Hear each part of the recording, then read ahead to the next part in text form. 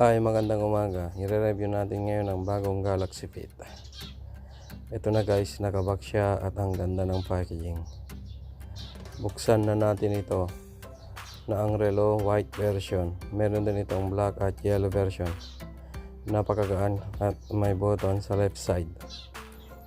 At ang charger nito ay USB port at ilagay lang natin sa likod ng relo at yun mag-charge na siya.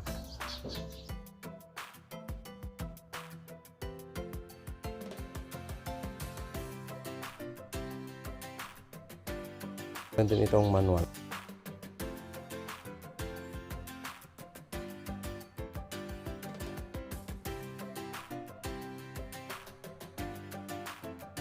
Ang battery nito ay 70 mAh na nagtatagal ng 7 araw.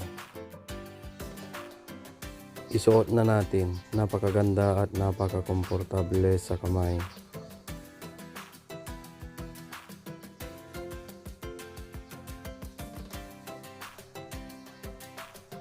So yun guys, thank you for watching. Please subscribe to my channel.